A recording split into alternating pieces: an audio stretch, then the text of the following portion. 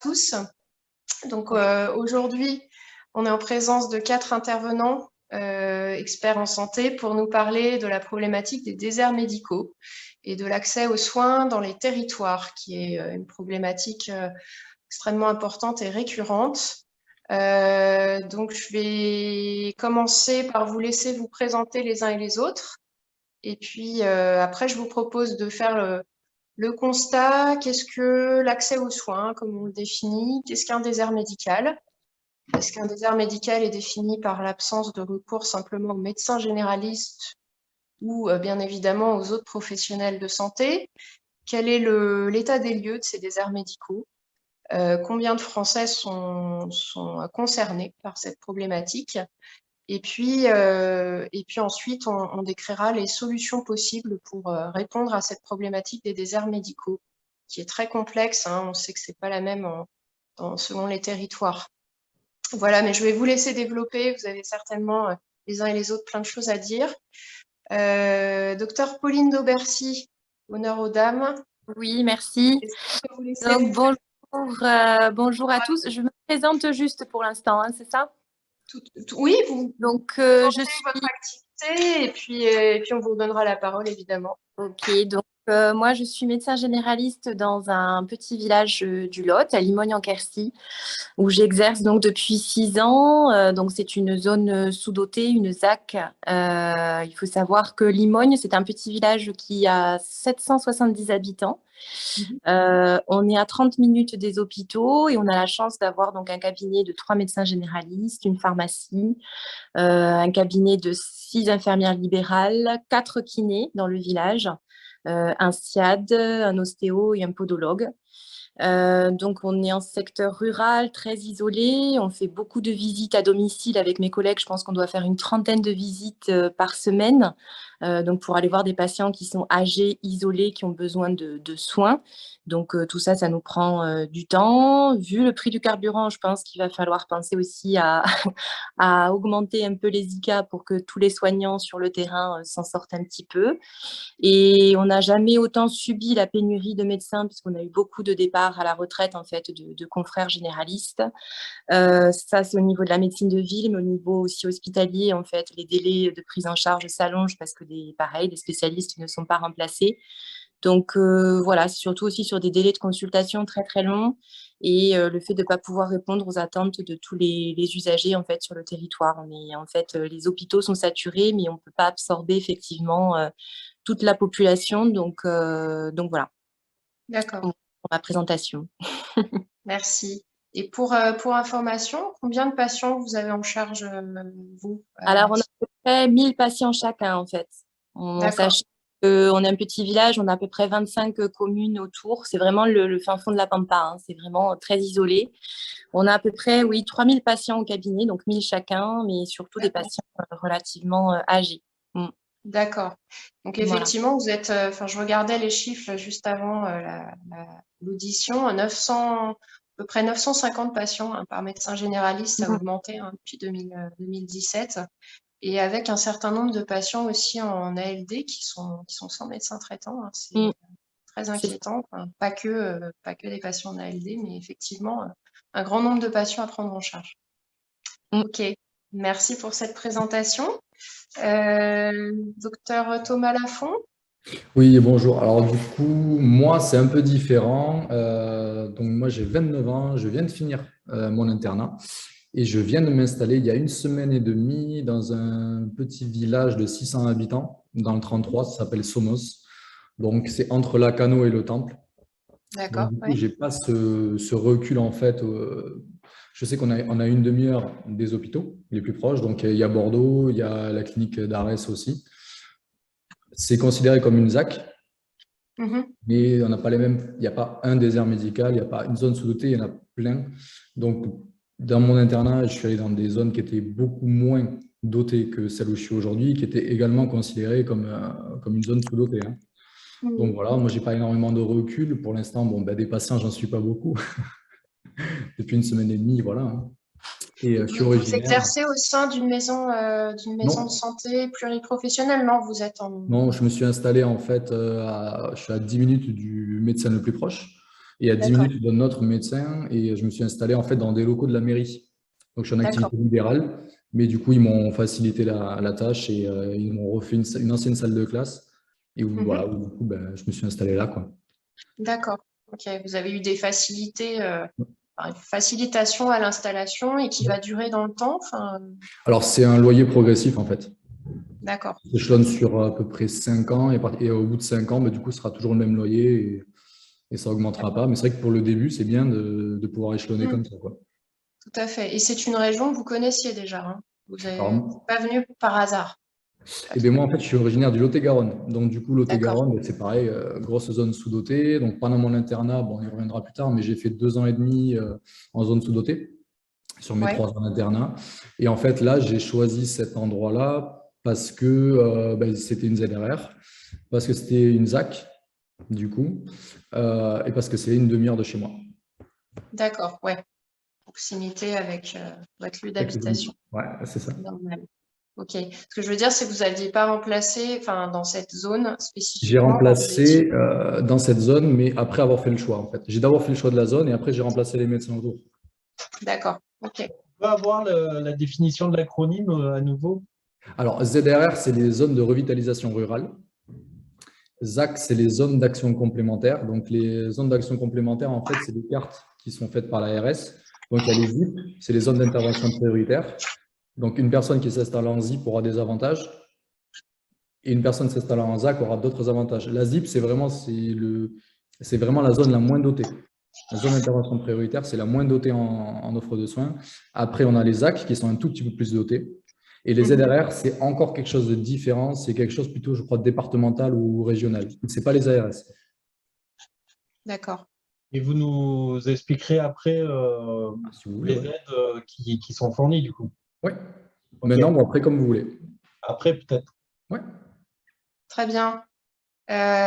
Qui veut continuer les présentations, Monsieur Le Bigot? Je suis pas sûre que Madame Dumas soit là. Thomas, tu l'as pas vu, non? Bonjour à Tu l'as- tous. Donc, je Bonjour. suis Maxime Lubigo, j'ai 33 ans, je suis infirmier au centre hospitalier de Laval et je suis également le président de l'association de citoyens contre les déserts médicaux. Même si c'est un mot qui fait un peu mal aux oreilles à beaucoup de personnes en France, mais voilà, malheureusement, c'est la réalité. Donc, c'est une association que j'ai créée avec mon épouse en 2016 qui regroupe maintenant 15 antennes départementales, dont une dans le Lot. Et on est un peu plus de 1100 adhérents actuellement. On a eu différents événements, dont le 8 mars, des auditions des représentants des candidats à la présidentielle qu'on a organisé sur Laval, où est-ce qu'on a eu 8 représentants et bizarrement, après publication des vidéos, d'autres représentants qui n'étaient pas présents nous ont contactés pour avoir leur visio également. Donc voilà, nous, notre association est vraiment là pour représenter les usagers qui sont voilà, les premiers impactés par rapport à la désertification médicale qui touche tant la ville que l'hôpital. Parce que par ici, voilà, vous connaissez Laval, la situation de Laval, la fermeture des urgences la nuit est une conséquence aussi de la désertification médicale des médecins généralistes en ville. Donc voilà. Tout à fait. Monsieur Le Bigot, en préparant cette audition, enfin, je me posais la question justement de comment définir un désert médical. Et notamment, c'est vrai qu'il y a un défaut d'accès aux soins, en fait. Alors, à ces différents professionnels de santé, le médecin généraliste, le pharmacien, les établissements de soins. Est-ce que vous pourriez nous donner une définition d'un désert médical? C'est un peu compliqué de définir un désert médical. On voit bien quand même que le médecin généraliste est quand même le premier recours à l'accès aux soins et quand même là aussi pour dépister et puis aussi éduquer à la santé aussi, même si ça devrait être fait bien en amont, mais aussi faire de la prévention. Parce qu'il faut mieux prévenir que guérir, hein, on le sait tous.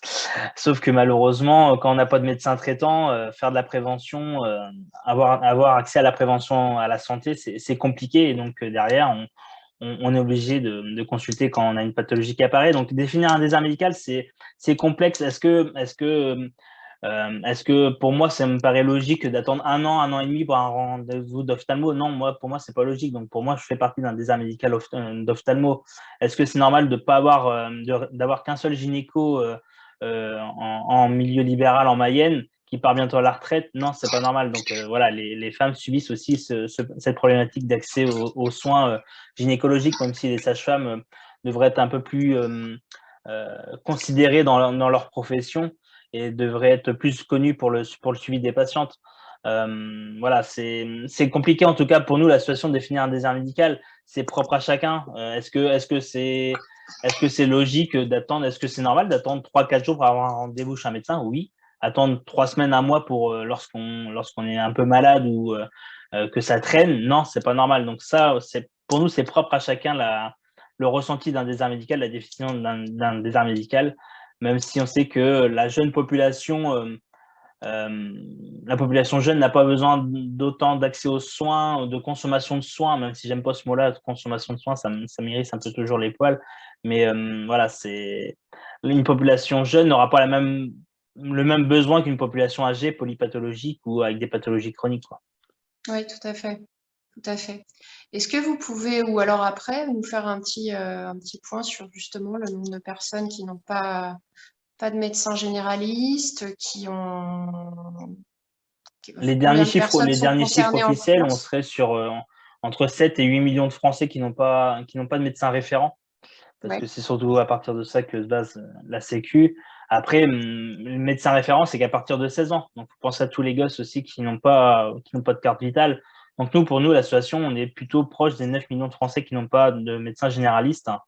oui, C'est réparti de façon très, très aléatoire sur le territoire. Il y a des zones qui sont plus touchées que d'autres, hein. Comme le disait le docteur Lafont, il y a des zones d'intervention prioritaire et d'action complémentaire. Même si c'est des zonages qui sont un peu, qui ne sont pas assez revus à notre sens. En Mayenne, par exemple, bien avant 2018, le zonage était pas bon parce qu'on voyait bien que Laval allait devenir une situation très problématique. On est passé de 40 médecins généralistes à 25 actuellement, sachant que la population est grandissante malgré tout. Laval n'a pas été classé en zone d'action complémentaire qu'en 2018. C'est pas normal. On n'anticipe pas assez les choses en tout cas. On sait très bien avec le numerus clausus que le nombre de médecins qui ont été formés ces dernières années est largement insuffisant. On sait très bien que les médecins qui avaient 60 ans il y a 10 ans ont 70 ans maintenant et j'espère pour eux qu'ils sont partis en retraite, même s'il y a encore beaucoup de médecins qui exercent malheureusement à 70 ans.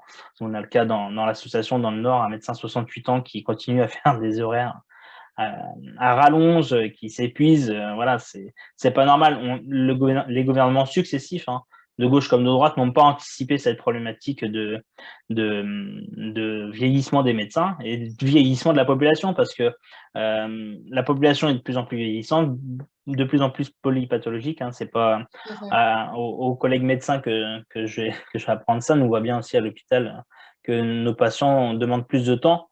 Et donc, voilà, des consultations plus longues aussi pour les médecins généralistes et qui sont largement Tout à fait. sous-payés par rapport au temps qu'ils passent pour ces pathologies chroniques. Donc, nous, Tout on à fait. a quelques propositions aussi par rapport à ça pour redonner du temps médical aux médecins, avec notamment des délégations de tâches aux IPA. Est-ce que c'est obligé qu'un patient coronarien chronique, coronarien plutôt, ou un diabétique, voit son médecin tous les 3 mois? Pour nous, la situation, on n'en est pas sûr parce que malheureusement, on voit bien que le temps médical est de plus en plus court et le suivi par les infirmiers de pratique avancée, bien protocolisé évidemment, ce suivi. Le moindre souci, voilà, qu'ils puissent voir un médecin voilà, ça définir dans les 48 heures ou les 72 heures. C'est pas déconnant d'être suivi par un infirmier de pratique avancée avec une nouvelle profession que c'est. Tout à fait. Tout à fait, oui. Moi, ce qui m'a frappé en regardant un peu les chiffres avant l'audition, c'est justement le nombre de personnes, notamment de plus de 60 ans, 1 million de personnes, je crois, qui n'ont pas de médecin traitant. Moi, pour travailler dans le 93, j'en ai régulièrement des gens âgés qui n'ont pas de médecin traitant. Je suis toujours quand même particulièrement préoccupée, surtout chez des patients âgés. Et puis des enfants, apparemment 50% seulement auraient un médecin traitant. Ça m'a étonné un petit peu aussi. Donc effectivement, c'est quand même préoccupant ces chiffres-là. Est-ce que Marie-Thérèse Thomas est là? Pas, je crois pas. J'ai pas eu le temps de la contacter avant l'audition. Bon, j'ai l'impression qu'elle n'est pas, disponible. On va attendre un petit peu. On va voir. Donc, Marie-Thérèse Thomas, qui est pharmacienne dans la Creuse. Voilà. Écoutez, je vais vous laisser réintervenir les uns et les autres pour faire un constat peut-être un petit peu plus détaillé de ce qui vous pose problème dans votre pratique quotidienne sur le constat de ces déserts médicaux, aussi bien comme médecin généraliste, pour l'accès aux médecins spécialistes à l'hôpital. Je ne sais pas qui veut commencer. Vous laissez développer un petit peu plus. Vous m'entendez? Moi, je Ouais. veux bien prendre la Pardon. parole. Oui, Pauline, allez-y. Je voulais juste revenir sur la définition, enfin, en tout cas, du désert médical. Pour moi, c'est vrai que ça me chagrine un peu cette expression parce que je trouve que c'est un peu une expression accusatrice un peu envers les médecins, quoi. J'ai l'impression qu'on passe pour des déserteurs. Où sont les médecins? Alors qu'en fait, les déserts médicaux sont partout. En fait, je pense que c'est tout simplement un problème effectivement de démographie médicale. Quand on voit que l'Île-de-France devient un désert médical, en fait, la France va devenir un désert médical. Et je pense qu'effectivement, il faut renvoyer la responsabilité aux femmes et aux hommes politiques qui, durant toutes ces années, en fait, ne se sont pas occupés de la santé de nos concitoyens.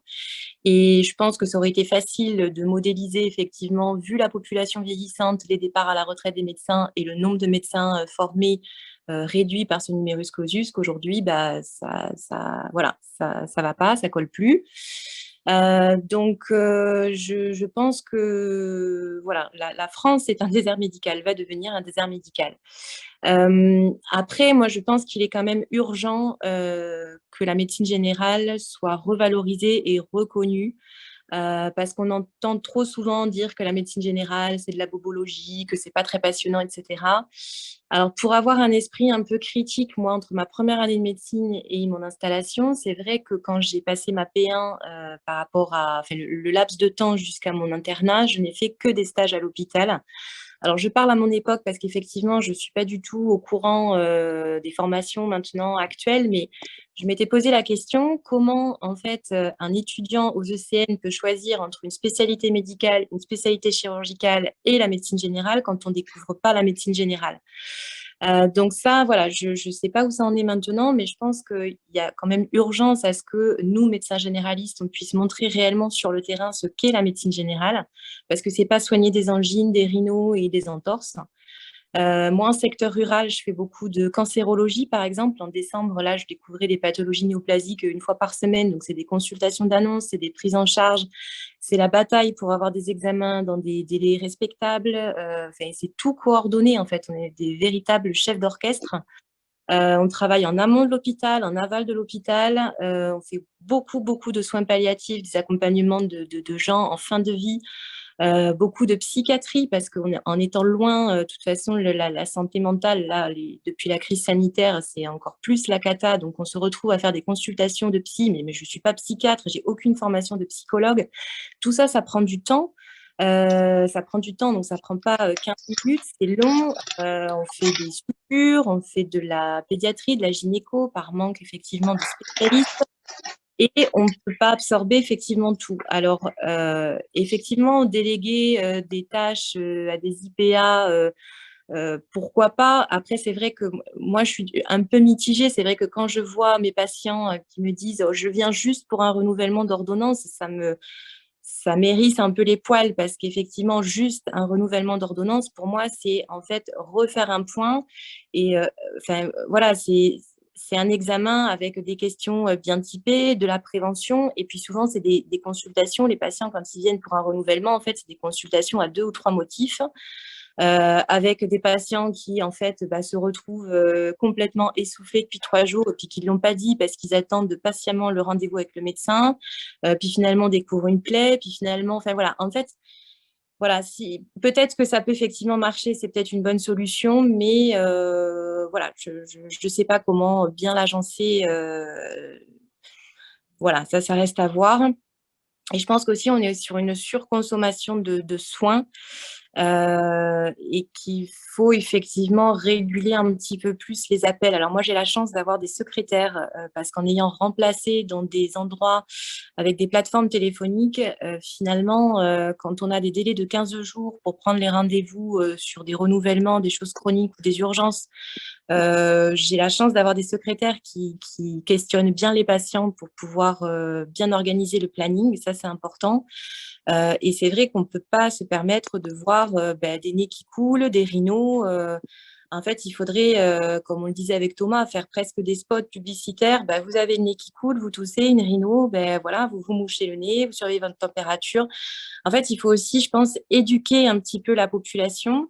On se retrouve avec des appels de dernière minute parce qu'il y a des gens qui ont la gastro. Oui, mais il faut absolument me voir parce que mon employeur, il veut un arrêt de travail, etc. Enfin, on est voilà, dans une démarche un peu où on absorbe tout.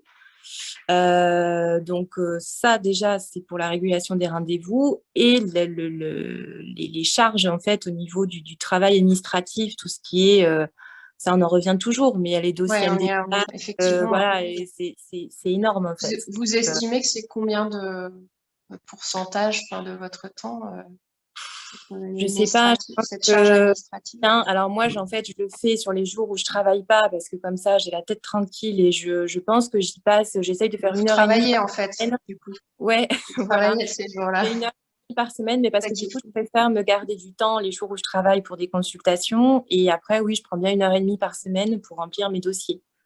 D'accord.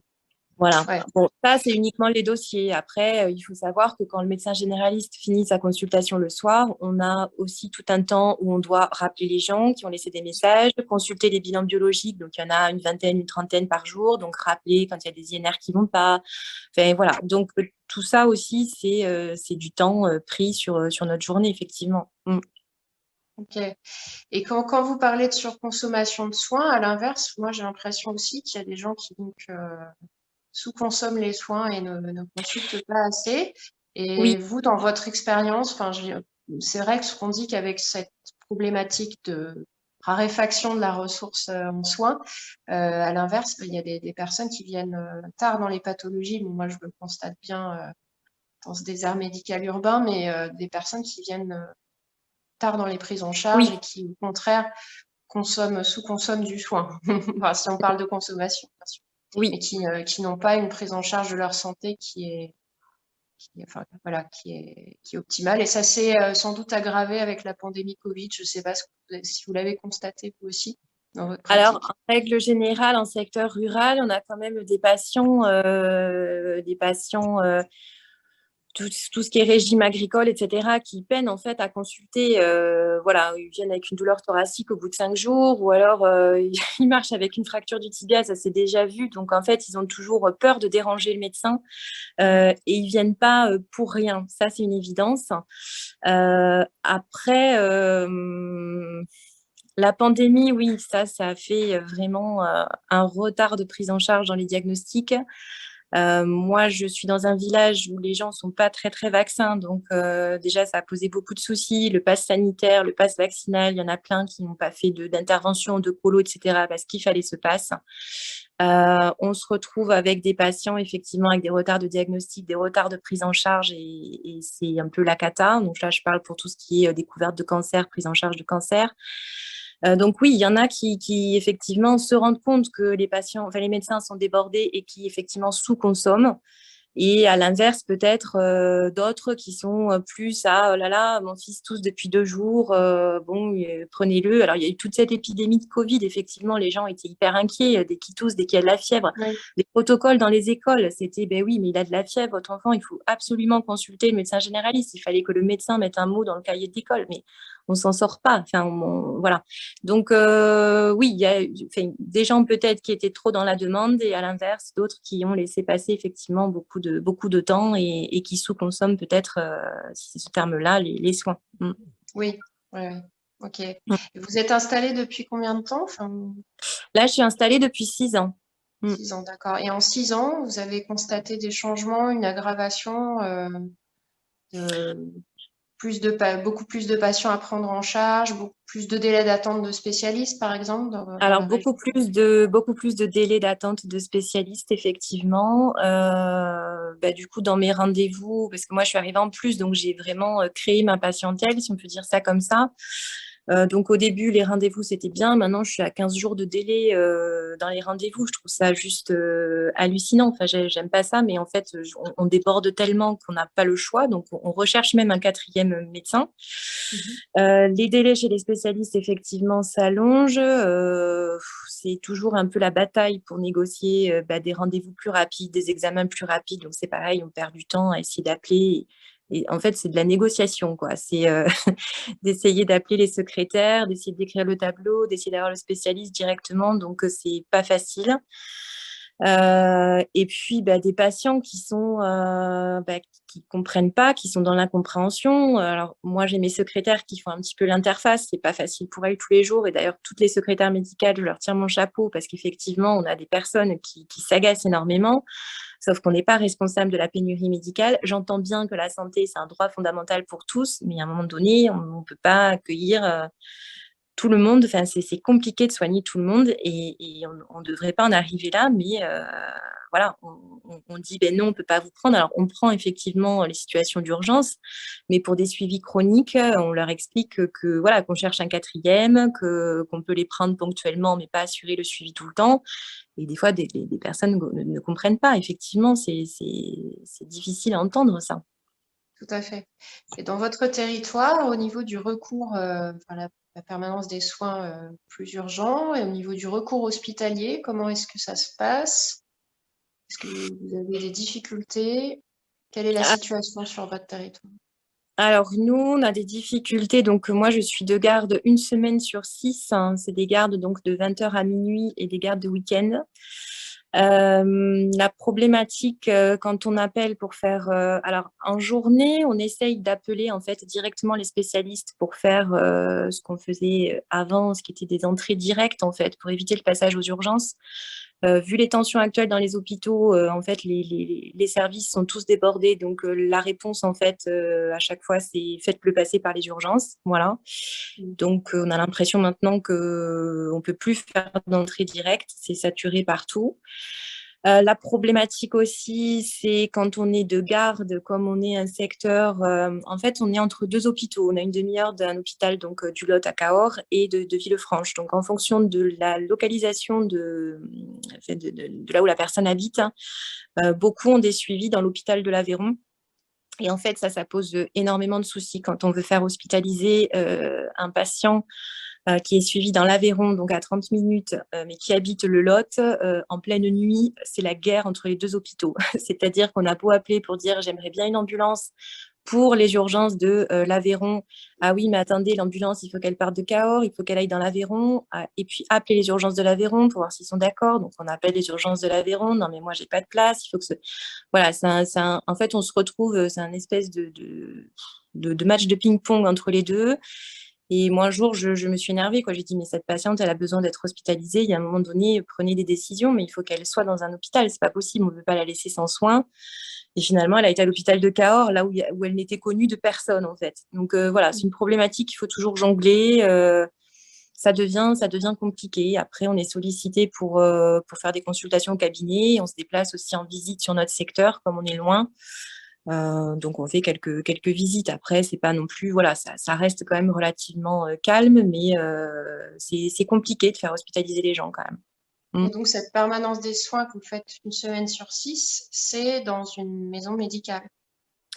Non, en fait, du coup, on est donc un cabinet libéral privé, donc on est 3 médecins sur Limogne. Il y a 2 médecins sur Cajarc, donc c'est à 15 minutes de Limogne, avec un médecin retraité. Et en fait, quand on nous appelle par le 3966, qui est un numéro d'appel de régulation, on nous envoie pour faire une visite directement au domicile, ou alors on nous demande une consultation à notre cabinet. Donc, on dit l'horaire et on regroupe les consultations à ce moment-là. D'accord. Et ça, c'est une permanence qui existe depuis plusieurs années.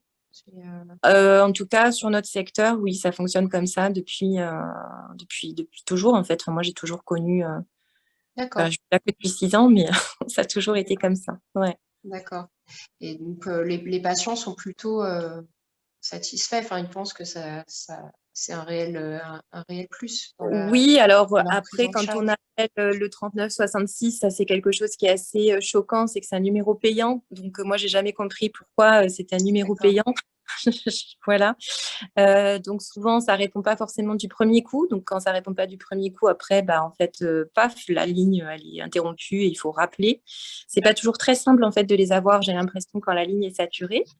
Mais après, globalement, si c'est plutôt, je pense, voilà, si le régulateur c'est bien la carte de géographie, et c'est bien que les médecins de Limogne sont de garde, ils nous sollicitent et ça, voilà, ça leur évite de se déplacer et plutôt, Mm. Ah, monsieur, quelqu'un veut intervenir peut-être? Non? Docteur Lafont, vous voulez rebondir sur les propos de votre Oui, consoeur? oui. Alors du coup, je vais commencer par, Pauline a parlé de l'internat, enfin de Ouais. l'externat, pardon même. Donc en fait, par rapport à la découverte de la médecine générale durant l'externat, moi j'étais à Bordeaux, du coup, je fais mes études de médecine à Bordeaux, et nous en fait, on était obligés, en fait, dans le cursus de l'externat, de passer au moins par un stage chez le médecin généraliste pour découvrir. Puisque de toute façon, la moitié des places de l'ECN, c'est de la médecine générale. Donc il faut absolument découvrir cette spécialité. Après, c'était pas des stages en médecine rurale. C'était de la médecine générale, mais du coup, plutôt urbaine, hein. Donc voilà, donc ça, c'est première chose. Après, permanence des soins, nous, dans le secteur où je suis, c'est en train d'évoluer. Avant, en fait, on était de garde. Alors, du coup, c'était un jour chacun. En fait, il y avait peut-être une dizaine de médecins. Donc, un jour chacun et un week-end tous les 2 mois. Donc, c'était le samedi, midi, minuit et le dimanche, 8h, minuit. Et là, en fait, depuis le 1er mars, ça a changé, où en fait, on n'est plus de garde la semaine. Il n'y a plus de permanence des soins la semaine. Et le week-end, on commence à midi le samedi, on finit à 20h. Et le dimanche, on commence à 8h, on finit à 20h. C'est en phase de test, c'est pilote en fait dans le département, là. On a un département pilote de ce côté-là. Parce qu'on s'est rendu compte en fait qu'il n'y avait pas d'appel. Et tous les appels étaient régulés par le 15 de toute façon. Et donc parfois on avait des appels à 23h pour un eczéma ou pour un truc comme ça. Donc voilà, donc on a vu avec l'ARS, on a fait ce test-là. Donc on verra dans 6 mois, est-ce que vraiment c'est concluant, est-ce qu'on poursuit ou pas, en sachant qu'il y a une maison qui s'ouvre avec des urgentistes à la Cano, parce que l'été on a énormément d'affluence, hein. Donc il y a des urgentistes qui seront là 6 mois à l'année et qui recevront les patients comme ça, non régulés par le 15.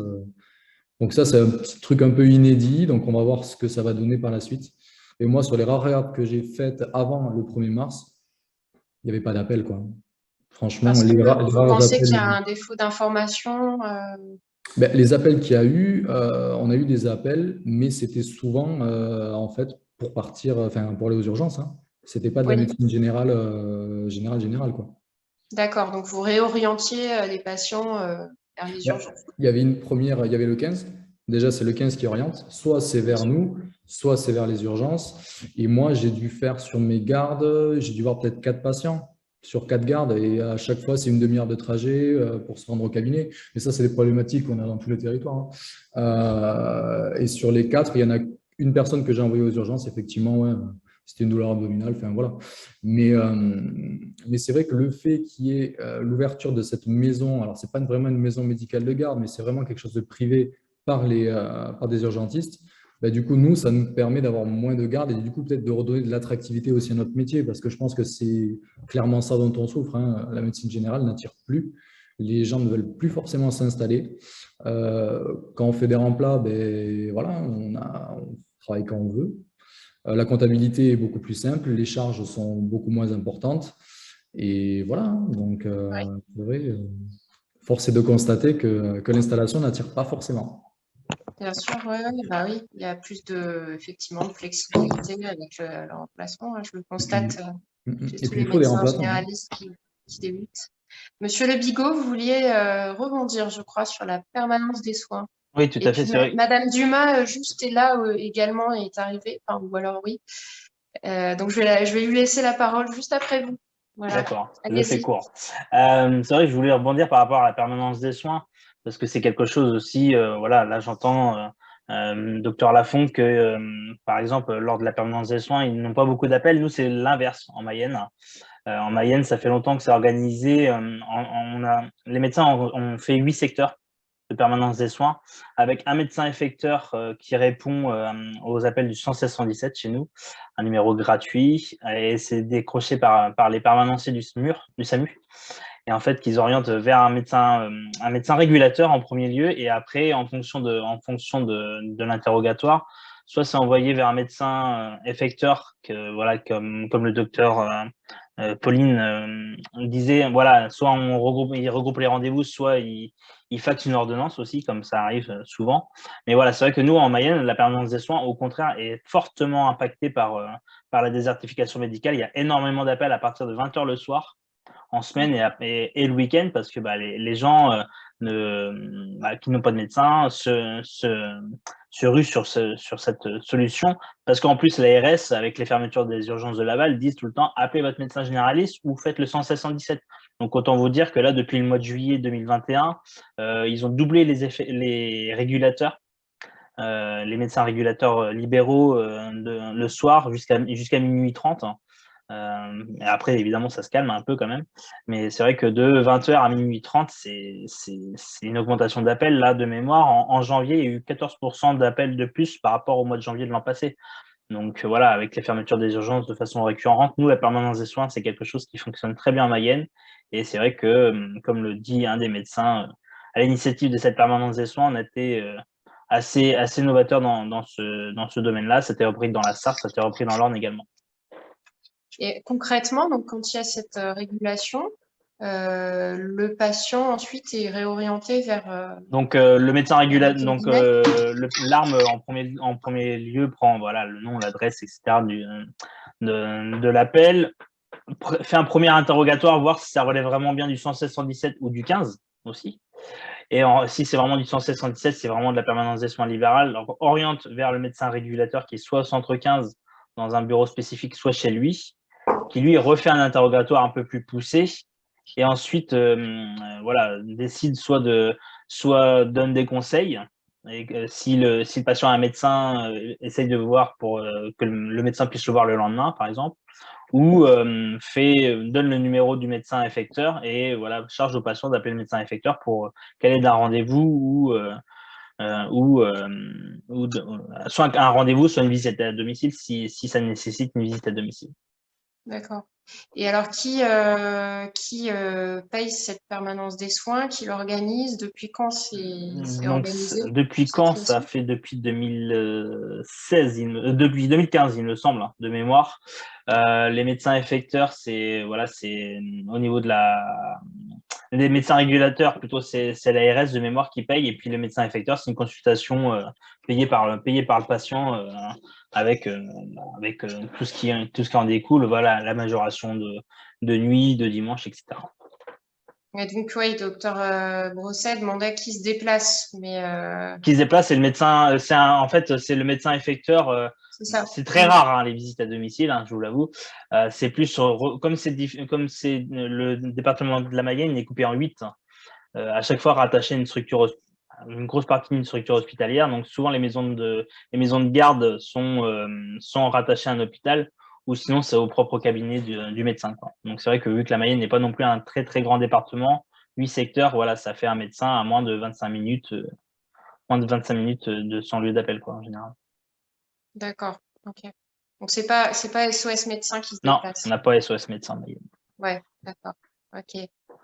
Et du coup, la liste de garde de permanence de soins, on arrive à la remplir ou pas? Il n'y a aucun souci pour remplir la PDSA, parce que voilà, il y a aussi, il me semble qu'il y a des avantages au niveau fiscal aussi. Voilà, donc non, aucun souci de la PDSA, ou bien au contraire, même lorsqu'il y a un pont, un week-end avec un pont, le vendredi, 3/4 des cabinets sont libéraux, c'est que libéraux sont fermés, pardon, c'est que la PDSA qui fonctionne, quoi. D'accord.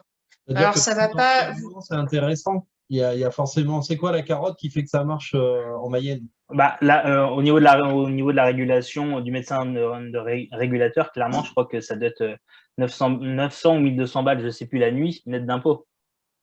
Ouais. Donc, clairement, voilà, les médecins n'ont pas de souci à remplir les lignes et voilà, même en médecin effecteur, il y a pas de souci. Après, ça dépend des médecins effecteurs. Il y a beaucoup de médecins effecteurs qui vont faxer les ordonnances directement à la pharmacie, D'accord.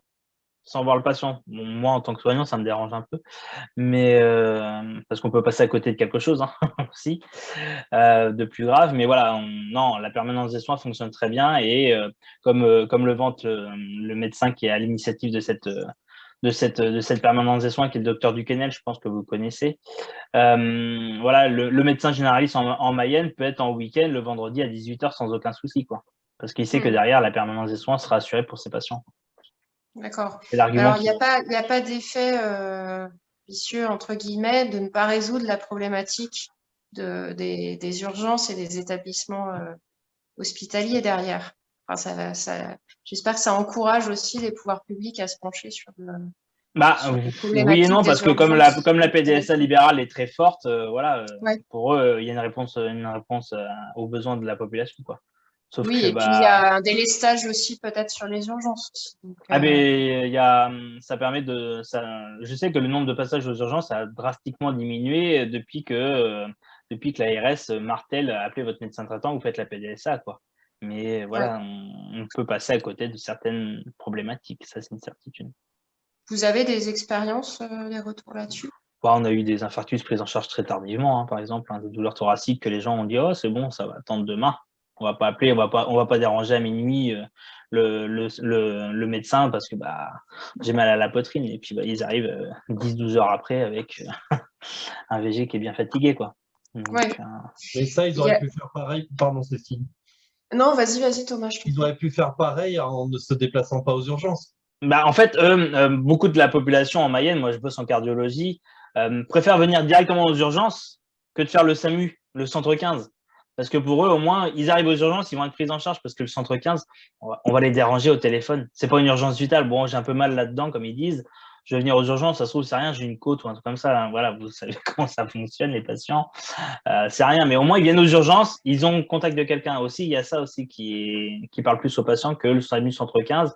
On peut attendre longtemps au téléphone, ils disent on va déranger pour les vraies urgences.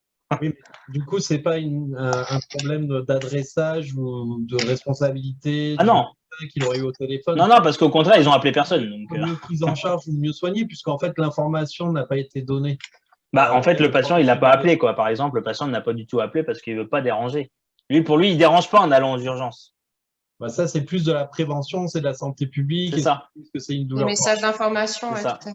Et que d'appeler le centre 15 ou le 116 117 avant de se déplacer aux urgences, c'est pas non plus déconnant, au contraire. Et vous avez l'expérience d'autres territoires où une permanence des soins pour organiser de cette manière existe? La Sarthe, je sais que la Sarthe est organisée comme nous en Mayenne, hein, ça c'est une certitude, et il me semble que l'Orne aussi. D'accord, ok. Et ça fonctionne, a priori. En Sarthe, ça fonctionne très bien, c'est sûr. Parce que c'est pareil, ils sont fortement impactés par le manque de médecins généralistes. D'accord. Donc, sur des territoires avec un manque de médecins généralistes et aussi la fermeture un réseau des urgences d'hôpitaux de proximité avec des services d'accueil des urgences qui sont pas forcément. C'est ça. D'accord. Ok. Bon, donc à développer. On sait qu'à 800 ou 1200 € la nuit, on trouve des médecins. Ça, c'est sûr. C'est une partie de la réponse à ces problématiques, pas la seule, mais effectivement, oui. Et justement, c'est là qu'on voit qu'il n'y a pas qu'un seul territoire, en fait. On ne peut pas prendre quelque chose et l'appliquer à tout le territoire national, quoi. Chaque territoire a son propre mode de fonctionnement et ses propres besoins. On n'a pas les mêmes besoins, du coup, en Mayenne que nous, ici. C'est vrai que nous, on est entre deux hôpitaux pareils il y a une demi-heure. Il y a cette structure d'urgence qui est en train de se monter. Dans certaines villes un peu plus bas, au niveau du bassin d'Arcachon, il y a SOS Médecins qui se déplacent aussi. C'est vrai que voilà. Je pense que c'est important de ne pas tout mettre dans le même sac, effectivement, et vraiment se rapprocher en fait du territoire, quoi. C'est le territoire qui va bouger, des professionnels de terrain qui connaissent le territoire, des usagers, des élus, c'est un ensemble. Madame Dumas, Je vais vous laisser la parole. Vous êtes là? Madame Dumas, est-ce que vous êtes disponible? Je crois que non, votre micro semble ouvert. Madame Dumas, Marie-Thérèse Dumas, qui est pharmacienne dans la Creuse. Est-ce que nous l'avons? Bon, je ne sais pas, elle a l'air d'être présente, mais bon, bah, on va l'entendre peut-être un petit peu plus tard. Est-ce que vous voudriez reprendre la parole les uns et les autres pour peut-être nous proposer on a déjà esquissé des pistes de solutions.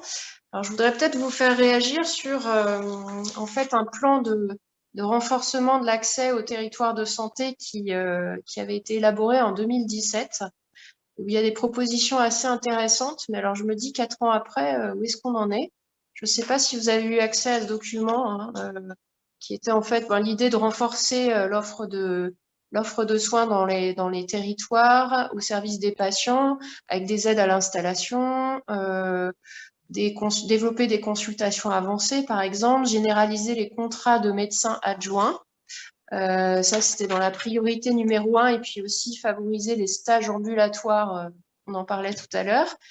Développer les coopérations entre les professionnels de santé, par exemple ce qu'on appelle les infirmières asalées, alors ça on m'explique pour le suivi des pathologies chroniques, et les infirmières de pratique avancée.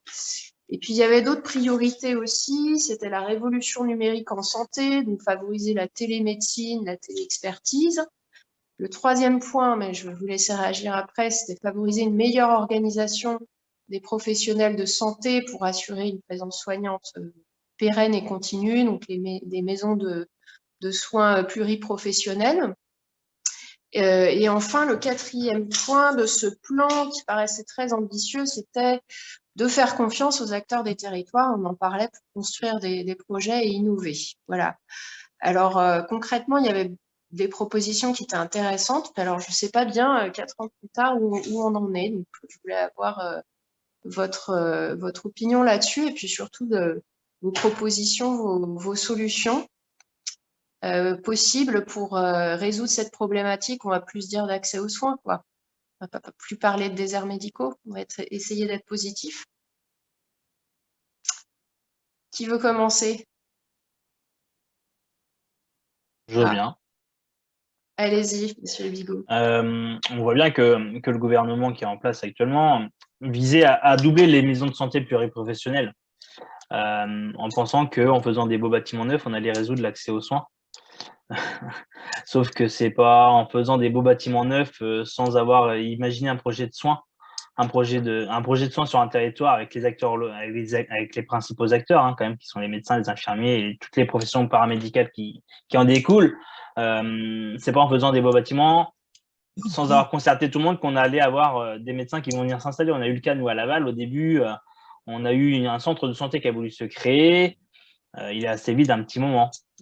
Bon, maintenant, on a beaucoup de médecins salariés dedans, bon, avec tous les aléas de la médecine salariée de ville. Donc, voilà, c'est pas en faisant les projets à l'envers qu'on arrivera à faire quelque chose. C'est pas en ayant des promesses électorales dans les campagnes municipales, que on va créer une maison de santé. Ouais, mais non, c'est pas comme ça que ça marche. C'est pas en faisant le bâtiment neuf qu'on va attirer des médecins. C'est plutôt, comme je le disais, en faisant un projet de soins.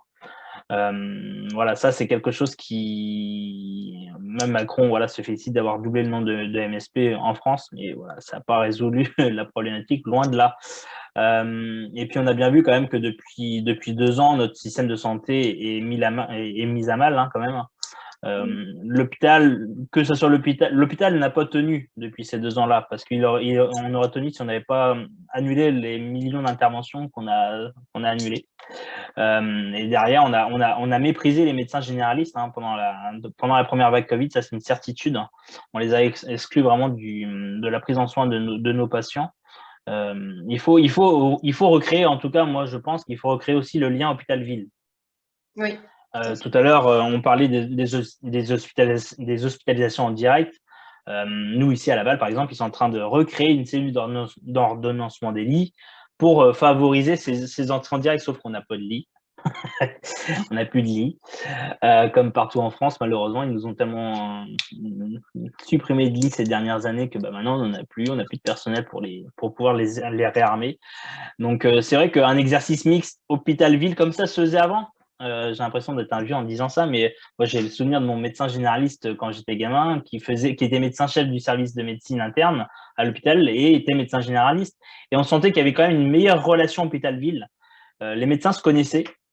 Nous, en Mayenne, le conseil départemental a organisé des états généraux de la santé auquel l'association a participé à un séminaire notamment sur la médecine de ville. Et c'est quelque chose qui est ressorti, c'est que voilà, les professionnels du territoire ne se connaissent pas. Je ne sais pas si c'est en faisant des CPTS, comme ils veulent bien nous faire croire, les grosses usines à gaz, que les professionnels vont se connaître. Ça, j'en suis pas sûr.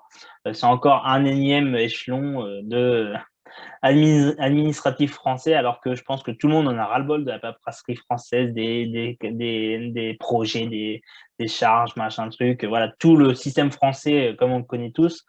Je suis pas sûr que les CPTS vont résoudre le problème. Au contraire, il faut mieux peut-être faire des rencontres ou un système d'accueil des jeunes médecins lorsqu'ils arrivent sur un territoire. Moi, je vous disais tout à l'heure, la Mayenne est répartie en 8 territoires de la permanence des soins. Peut-être que lorsqu'un médecin s'installe dans un de ces 8 secteurs, ils connaissent l'ensemble de la Mayenne, certes, mais qu'ils connaissent mieux l'ensemble des professionnels de santé de son territoire. Le kiné, quel kiné est plus spécialisé vers telle ou telle prise en charge. Voilà, s'il y a des sages-femmes, s'il y a des IPA, même si c'est encore denrée rare, les IPA, mais les infirmiers libéraux, qui est-ce qui est plus penché sur telle ou telle spécificité. Il faut vraiment, pour nous, apprendre à connaître son territoire, à faire connaître son territoire aux professionnels de santé qui arrivent. Et puis, on parlait des externes, comme le docteur Lafont disait que moi, ça permet un stage pour découvrir la médecine générale voilà, lors de l'externat. Je pense qu'il faudrait aussi peut-être faire découvrir un peu plus le milieu rural aussi pendant les études, parce que comme on dit à nos enfants, tu peux pas dire que tu n'aimes pas sans y avoir goûté. Donc c'est pareil, je pense qu'on peut pas dire qu'on n'aimera pas la médecine de campagne sans y avoir goûté un petit peu, sans y avoir appris peut-être aussi des choses, parce que moi je parle en tant qu'infirmier, travailler dans un CHU ou travailler dans un CH périphérique, c'est pas la même chose.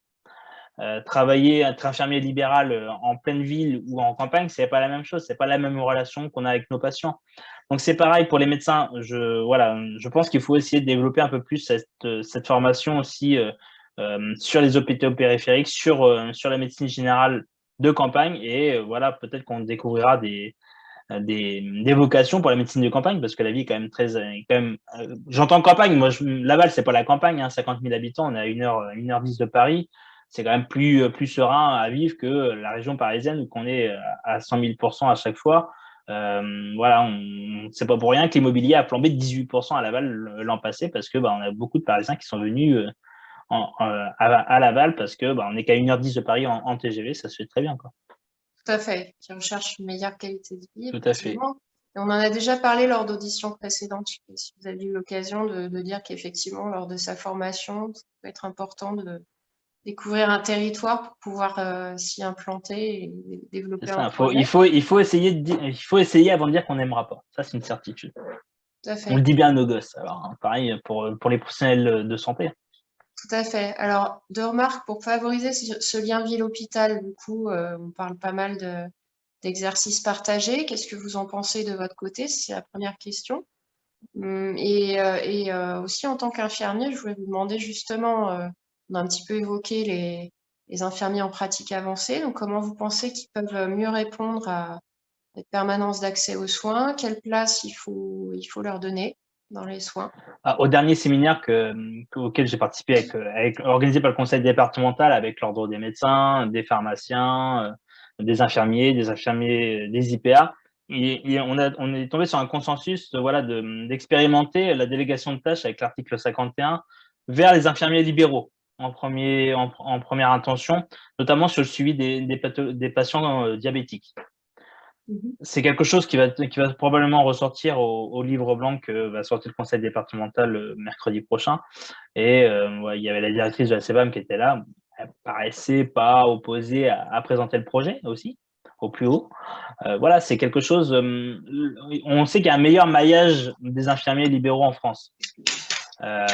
Certes, comme beaucoup de professions libérales sont sous-payées, ça c'est une certitude, mais est-ce que le suivi, le suivi d'un pied diabétique, le suivi basique d'un diabétique avec sa glyquée ou autre, est-ce que si tout va bien, est-ce que ça peut être suivi par un infirmier libéral, comme je disais tout à l'heure, et une fois ou à 2 fois par an, avoir une consultation médecin vraiment pour faire un check-up global, sauf s'il y a des problématiques qui apparaissent lors d'une consultation d'une visite avec une infirmière libérale, peut-être oui, tout ça, il faut que ça soit protocolisé. Certes, c'est encore un peu de paperasserie française, mais au moins que ça soit protocolisé et que ça dégage, je pense, pour moi en tout cas, je pense que ça dégagera du temps médical.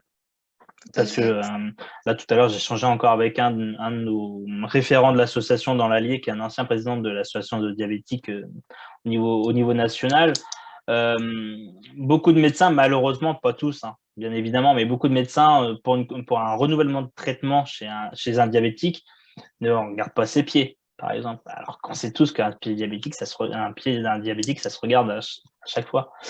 Donc voilà, c'est quelque chose pour nous qui nous paraît intéressant d'essayer avant de dire que ça ne marchera pas, et voilà, de donner les possibilités d'essayer d'innover dans nos territoires comme c'est permis. La première question, c'était la relation médecine de ville et médecine hospitalière.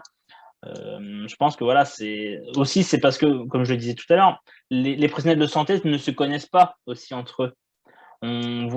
Pour beaucoup, voilà, je fais ma spécialité, les médecins généralistes, ils m'envoient mes patients et puis basta. Et puis inversement, le médecin généraliste essaye d'envoyer des patients vers des spécialistes, mais s'ils n'ont pas leur numéro direct, c'est plus compliqué pour avoir une meilleure relation. Et puis si on n'a pas fait les présentations avant, c'est compliqué aussi de savoir à qui s'adresser.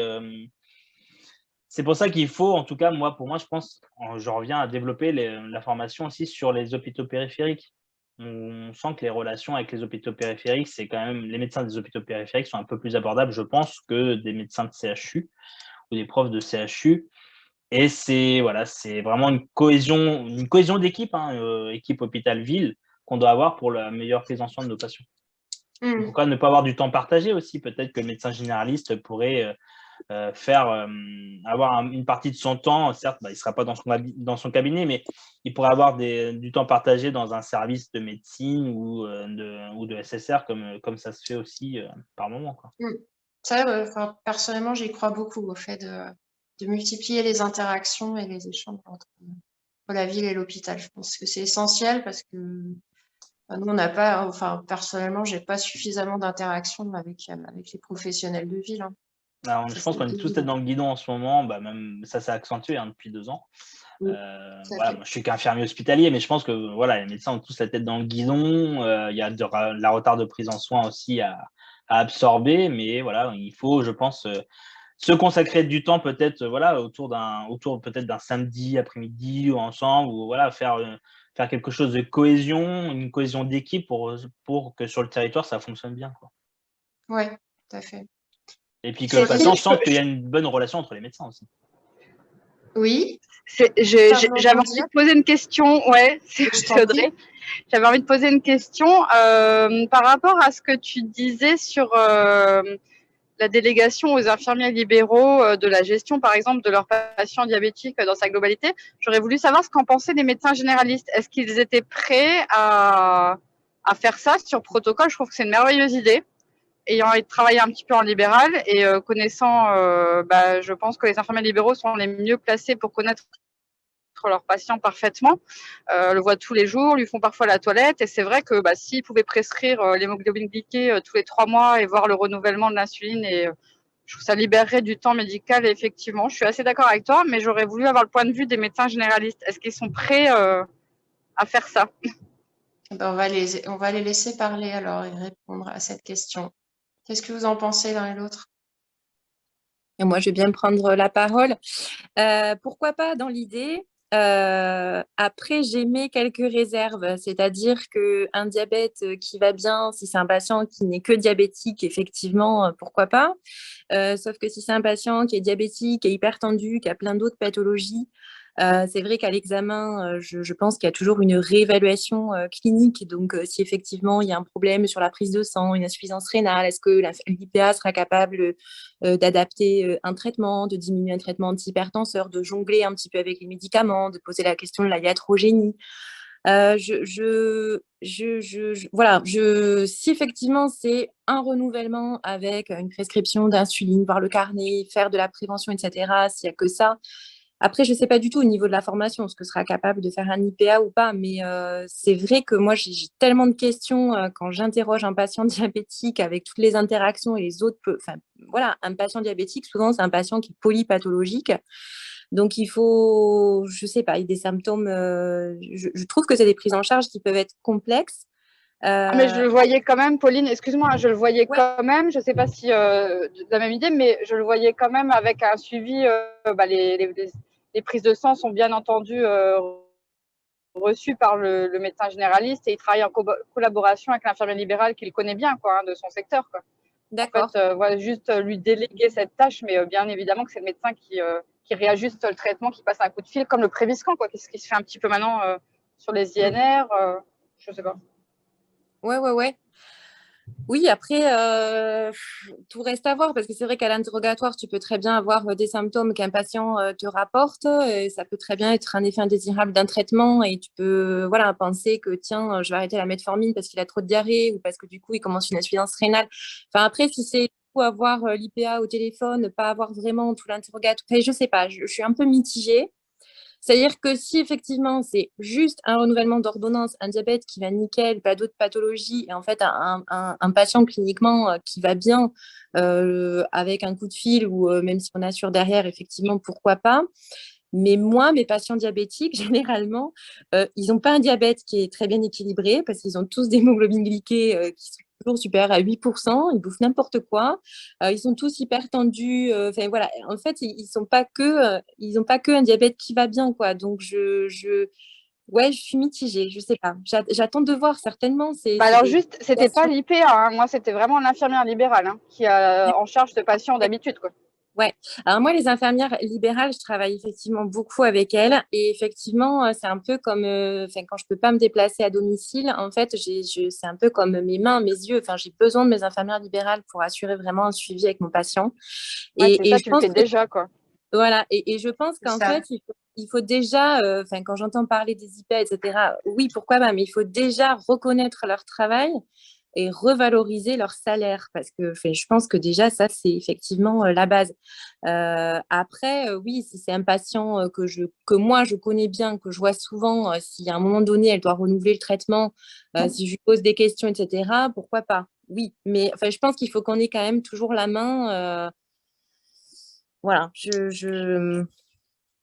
ça peut être une bonne idée. Après, Ouais, bien sûr, mais dans beaucoup de campagnes, déjà, pour habiter à la campagne aussi, avoir exercé un peu en milieu rural, ça se fait déjà. En fait, le médecin compte beaucoup sur l'infirmière libérale qu'il connaît très bien. Parfois, ils sont installés dans les mêmes locaux, ils se parlent des patients et voilà, l'infirmière peut rapporter les effets secondaires, comme tu disais, des traitements. Et c'est souvent les infirmières d'ailleurs qui alertent le médecin sur les choses qui ne vont pas, quoi. Ouais, ça, c'est toute la question de savoir si on va plus loin ou pas, parce que finalement, il y a des choses qui sont, comme vous le dites très bien déjà, vous avez des relations de confiance avec, vous avez votre réseau de professionnels. Effectivement, mais après, est-ce qu'il faut aller plus loin? C'est peut-être un peu ça la question. Je sais pas, Audrey, tu pensais à des protocoles plus avancés de prise en charge Ouais, c'est la réflexion infirmière. de Maxime, c'est ça, je sais plus. Pardon, qui m'y a fait penser, parce que je me disais, par exemple, pour les Préviscan, les INR, quand ils tombent, je sais que quand je travaillais en libéral, c'est nous qui faisions la prise de sang au patient, qui la ramenions au laboratoire. Le laboratoire nous appelait, nous, en disant l'INR est à temps. Et on appelait, nous, le médecin, pour lui dire on réajuste pas. Et à force, on savait, avec le médecin avec qui on a l'habitude de travailler, le patient qu'on connaît bien, on envoie un SMS au médecin, on dit j'ai réajusté le Préviscan, c'est temps, ou par Internet maintenant, quoi. Donc, si c'était protocolisé et avec une formation peut-être, c'est sûr, un peu plus poussée pour les infirmières, je ne sais pas. Après, il y a une infirmière libérale la qui question, c'est sur quel type de pathologie et à quelle fréquence aussi, parce que c'est vrai que… C'est ça, mais après, il faut vraiment qu'un médecin soit en appui derrière, mais qui n'ait peut-être pas besoin de se déplacer ou que le patient prenne une ambulance une fois par mois pour aller chez son médecin pour renouveler son traitement, quoi. Bon, Mais des problématiques. effectivement, mais pareil, pour mon expérience personnelle, je sais que sur des plaies ou un certain nombre de choses, il y a un regard qui est beaucoup plus affûté, aiguisé d'un certain nombre d'infirmières et je leur fais entière confiance là-dessus. Donc, ouais, je pense qu'après, bon, c'est une Quelque question chose de à formation. réfléchir et à protocoliser tous aussi. ensemble, quoi. Ouais, c'est ça. Docteur Lafont, est-ce que C'est vous à voulez partir de réagir? l'existant, quoi, parce que des personnes, Ouais. des infirmières qui travaillent depuis longtemps en collaboration avec le médecin, je pense qu'il y a moyen de signer des accords de protocole, par exemple. Mais par contre, une infirmière qui sort de l'hôpital et qui est infirmière DE depuis 1 an et qui n'a pas cette capacité peut-être je sais pas comment dire, sans dénigrer personne, de réflexion plus poussée, voilà, qui a peut-être L'expérience, une expérience. Ouais, l'expérience. Que ça soit le médecin qui décide quand même avec quelle infirmière il décide de signer ses protocoles, quoi. Il faut que tout le monde bosse en confiance, voilà, et que ça soit pas national tout de suite et que tout le monde ait accès à faire la même chose, je pense. Oui, bien sûr. D'où l'utilité de le tester avec l'article 51 dans chaque département, ou même chaque territoire de département différent, quoi. Parce que Après, comme le on pourrait disait déjà- Dr Lafont, on n'est pas tous. La problématique n'est pas le même partout en France et chaque territoire est différent. Chaque territoire est une pièce du puzzle, quoi. Ouais, c'est exactement ça. Je pense qu'on pourrait déjà s'appuyer du coup sur l'existant, avec justement, on parlait du maillage des infirmières libérales qui est super, super bien. On pourrait déjà commencer à s'appuyer dessus, comme on le fait par rapport à l'INR, et plutôt reconnaître déjà leurs compétences avant de penser à dire oui, on va faire des IPA, mais si derrière on fait des IPA, mais que ce n'est pas reconnu à leur juste valeur, c'est ça aussi, quoi. Moi, je pense qu'on a un problème de reconnaissance des compétences des soignants, que ce soit de n'importe quel soignant, quoi. C'est exactement ça. Pour moi, je pense que l'infirmière libérale est une infirmière en pratique avancée de toute façon. Donc, vu sa charge de travail et toutes les compétences qu'elle a, voilà. Nous, en Nouvelle-Aquitaine, on a un outil PacoGlobule et c'est vrai qu'on communique vachement avec, quoi. Et c'est un outil qui regroupe, du coup, il y a toutes les infos du patient. Donc, il y a des infos, après, si le patient est d'accord, hein, donc il y a le médecin généraliste, il y a les infirmières libérales, mais on a aussi la PTA qui a accès aussi dessus. Et du coup, en fait, c'est autour du patient et on a une application où on peut envoyer des photos, on peut demander, voilà, l'attention aujourd'hui, elle était à combien? Ou alors, c'est l'infirmier ou l'infirmière qui nous contacte, qui nous dit, ah, voilà, là, monsieur ne se sent pas très bien, l'attention, elle était comme ça, qu'est-ce qu'on peut faire? Et je trouve qu'on pourrait s'appuyer sur des outils comme ça, déjà de base. Une sorte de dossier médical et paramètres partagés. Ouais, alors ouais, c'est ça. PacoGlobule, et c'est ouais, à quel niveau ça? C'est au niveau d'un département C'est une association, je crois que c'est une association en lien avec l'ARS, si je ne dis pas de grosses bêtises. Et en fait, donc c'est une application qu'on peut avoir sur le téléphone et aussi sur l'ordinateur. Et du coup, en fait, le professionnel crée le patient sur l'application avec l'accord du patient et il invite les autres professionnels avec l'accord du patient qui gravitent autour du patient. Et du coup, on peut échanger toutes les données dessus. Moi, je viens de m'installer. Bon, typiquement, il y a une patiente que j'ai vue, elle n'avait pas son dossier médical parce que le médecin est parti un peu en catastrophe, son ancien médecin traitant. Du coup, elle m'a autorisé à accéder à son dossier PacoGlobule et du coup, j'ai récupéré tous les comptes rendus du CHU, tous les comptes rendus qui avaient été mis parce que forcément, voilà, il faut que ça soit mis. Et avec des problématiques d'autorisation d'accès aux données médicales. Les patients. Voilà, c'est ça. Après, il y a une double authentification avec une CPS plus un code. Enfin, voilà. Mais franchement, je trouve que c'est vraiment bien, quoi. C'est des outils sur lesquels je pense qu'on peut s'appuyer pour développer la coordination. Après, bon, la coordination avec les CPTS, on en a parlé un peu tout à l'heure. Est-ce que recréer un… Il y avait justement une question là-dessus. Qu'est-ce que vous pensez des CPTS? Moi, personnellement, je trouve que la coordination, on l'a fait déjà. Si l'objectif, c'est de créer encore un échelon administratif en plus, alors qu'on croule déjà sous l'administratif, ça paraît compliqué, quoi. Ça paraît compliqué. C'est effectivement souvent ce qu'on dit, hein, c'est de ne pas rajouter des strates. Et moi, je compare ça un peu aux communes. Il y a les communes, il y a les communautés des communes, il y a les départements, il y a les régions. Et puis, voilà. Nous, la Nouvelle-Aquitaine, c'est gigantesque comme région. Et on a l'ARS Nouvelle-Aquitaine qui s'occupe de toute la région. Donc, pourquoi on ne pourrait pas un peu décloisonner tout ça et redécentraliser, quoi? Parce qu'on serait au plus près des territoires et on pourrait peut-être faire des choses un peu plus… Voilà. Je vais peut-être rebondir sur une des questions qui était par rapport à l'installation des jeunes médecins, puisque vous êtes pile dans le sujet. Qu'est-ce que vous pensez d'une année supplémentaire effectuée pour effectivement favoriser cette installation en désert médical? La proposition absurde, il est dit. Alors, Je ne sais pas si elle est absurde, mais… Moi, ce que j'en pense en tant que jeune médecin qui me suis installé du coup, dans ce qu'on appelle une zone sous-dotée, sur mes 3 ans d'internat, j'ai fait 2 ans et demi en zone sous-dotée. Je ne me suis pas installé pour autant là-bas. Je me suis installé dans une autre zone sous-dotée parce que 70% du territoire français est une zone sous-dotée de toute façon. Donc, moi, la problématique, elle est plus dans le fait de comment on incite les jeunes à s'installer. Alors, quelle est votre idée là-dessus? Alors, moi, si je me réfère à mon exemple à moi, je me suis installé, donc, comme je disais tout à l'heure, dans une ZRR. Donc, c'est une zone de revitalisation rurale, ce qui fait que je ne paie pas d'impôts pendant 5 ans. Et après, je paie, je crois que c'est 25% pendant 1 an. Après, c'est 50%. Après, c'est 80%. Donc, déjà, il y a une incitation financière de ce côté-là. Moi, j'ai choisi cet endroit-là parce que du coup, c'était pas très loin de là où j'allais m'installer pour vivre avec ma femme. Donc, voilà, c'est les choses concrètes, quoi.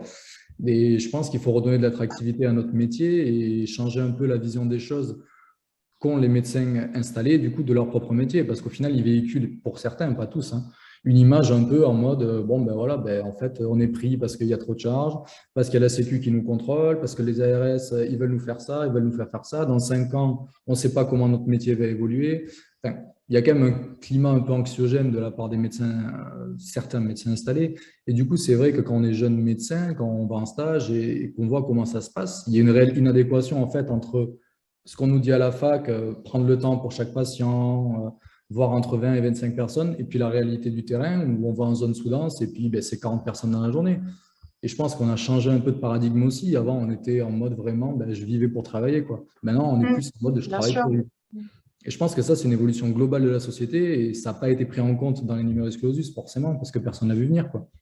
Et justement, sur le sujet, excusez-moi, moi j'en ai parlé souvent avec Estelle, qui n'est pas là, je crois, aujourd'hui, qui est médecin généraliste, et du coup, qui me disait qu'en fait, ce n'est pas un abandon de la part des médecins des territoires, c'est un abandon de tout le public des territoires, en fait, parce que si tu mets des postes, des garderies pour tes enfants quand tu es médecin et infirmière et aide-soignante, etc., à horaire élargi, horaire de nuit, et si tu mets des commerces et tout ça, ça attire du monde et ça attirera forcément des médecins s'il y a une école, s'il y a une boulangerie, s'il y a une poste, alors que s'il n'y a rien et que le territoire a été complètement abandonné par l'État, ça va être plus compliqué d'attirer des médecins, voire de les obliger, c'est complètement débile, quoi, à mon sens. Oui, totalement. Puis, il y a aussi et après, il y a une autre mesure. Excuse-moi, juste un exemple. Dans ma région, en fait, il y a des mairies qui se sont mis à… Parce que souvent, ce qu'on dit, c'est tu es en études en fac de médecine, c'est dans les grands CHU, dans les grandes villes. Donc, ça dure 10 ans. Tu rencontres souvent ta femme ou ton mari pendant ce temps-là. Tu t'installes peut-être déjà et fais des enfants déjà avant de commencer à travailler. Et après, forcément, c'est plus dur de quitter ces endroits. Est-ce que nous, il y a des petites villes, des petits villages qui sont à 50 km de Metz, 100 km de Nancy, qui incitent les jeunes, qui aident en fait les jeunes de leur village ou de leur ville qui font médecine en leur payant une partie de leurs études, comme un petit salaire, 500 ou 600 euros par mois, et en demandant 5 ans du coup d'exercice après dans cette ville ou dans ce village. Ils ont déjà le cabinet à disposition et tout. Et je trouvais que c'était pas trop mal. C'est pas une obligation, mais ceux que ça intéresse, ça peut les aider à payer leurs études et ensuite offrir la possibilité de rester et d'avoir moins de déserts médicaux peut-être. Je sais pas ce que vous en pensez en tant que médecin, si c'est bien ou pas. Ça peut être pas mal, mais après, moi, je rebondirais sur un truc qui, moi, m'est arrivé perso quand j'étais en stage, du coup, en zone sous-dotée. Je m'entendais vachement bien avec les médecins et ils m'ont proposé. Et après, ils m'ont dit, bon, voilà, quand tu auras fini, ce serait cool que tu t'installes avec nous. Et sauf qu'en fait, j'allais être le seul jeune médecin généraliste à m'installer et tous les autres autos, ils allaient avoir 60 et quelques années. Ça veut dire que 3 ans plus tard, j'allais me retrouver tout seul pour un bassin de je ne sais pas combien de personnes. Et ça, du coup, moi, je me suis dit, non, tu ne peux pas te lancer dans quelque chose comme ça. Ça va être… Et donc, du coup, il y a ça aussi. Le fait qu'il y ait des zones sous-dotées avec des médecins qui sont proches de la retraite, si le jeune il s'installe tout seul, il sait que derrière, il va récupérer potentiellement tous les patients des personnes qui vont partir à la retraite derrière. Et ça va être très, très compliqué. Mais effectivement, cette aide, je pense que ça peut être une bonne chose. Parce que les études sont longues, effectivement, ça peut être bien. Tout à fait. Je crois qu'il y a Maxime Le Bigot qui voulait réagir et il y a aussi Lorraine Marco qui est présente dans l'audition et qui a, je crois, fait un travail sur justement les déserts médicaux, un travail de thèse. Donc peut-être qu'elle a des réactions, sûrement même. Je voudrais réagir juste sur 2 petits points rapidement par rapport à la désertification de nos territoires. Beaucoup, nous en tout cas, les représentants des candidats qu'on a pu auditionner parlent de développement du territoire à recréer. Ça, c'est une certitude. Après, on voit bien qu'il y a des zones où il y a quand même des écoles, des lycées, etc. Je prends Laval, 50 000 habitants, il y a quand même tout, et on n'a pas de médecins qui viennent. Donc voilà, certes, ça peut être spécifique aux petites communes, mais c'est aussi un cercle un peu vicieux. On a perdu des médecins depuis des années dans nos communes, dans nos villes moyennes. Du coup, on a perdu des familles aussi.